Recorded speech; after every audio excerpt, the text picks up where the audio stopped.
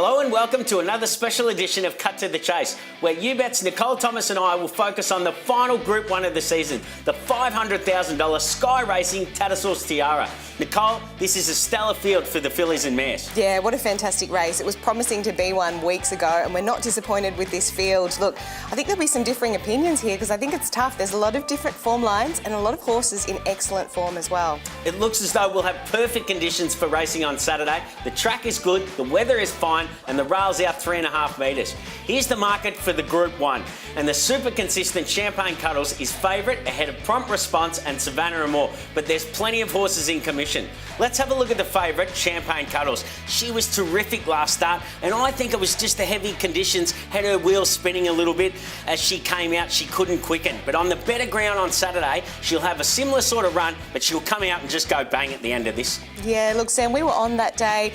My first reaction was she had every possible chance, but on watching that again, I don't think so. I would have liked to see her take an inside run. She would have been in front of Santa Ana Lane. Look, she's drawn well here, can carry that bit of extra weight, as we saw in the Gold Coast Guineas, so she's my top pick. Let's have a look at Prompt Response, and gee, she was brave last start. She hit the front before straightening, and she just nearly held them off until just before the line there she got caught, but she just kept digging in. With a sweet run, she's going to be in the money. Yeah, that was a great run. Had absolutely no right to finish second after being 3 wide, no cover the trip. Look, from a good gate as well. Blake Shin can settle wherever he wants to from there.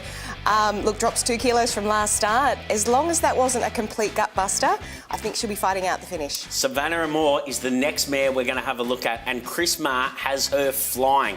She was so good, and she didn't really handle the heavy ground, so her getting on better track, she's going to quicken better at the end of the race. Yeah, agreed, Sam. That was a terrific win, second up on the heavy. Especially she over-raced in the first half as well. She's well and truly earned her chance at a Group 1. Back on firm ground, as you said, a real chance from barrier 1 if she can stay in touch early. Moss Trip is the final mare that we're going to have a look at, and gee, she was good. She just kept coming in the straight, but the barrier is going to be tricky for her. She needs some luck. Yeah, it's a horrendous barrier. Look, a huge effort, back and wide, 3 wide, admittedly did have cover. Meets the winner, Invincibella, who stormed down late out wide as well, 2 kilos better. So, yeah, as you said, an absolute shocking draw, but she'll be powering home late. I like Champagne Cuddles. I think back to fillies and mares grade, she'll be just too good. In front of Savannah and More, she's going to love getting to the 1350. And Prompt Response, well, we know the Waterhouse Bot team, they're just so tough at the end of a race, and she shows that every time she goes out. Which way are you going, Nicole? Yeah, look, Champagne Cuddles for me as well. I think this is surely her race. Prompt Response, very brave last start. And Moss Trip, I'm going to throw Moss Trip in for third, but if you put Moss Trip in, I think you need to throw Invincibella in your numbers as well.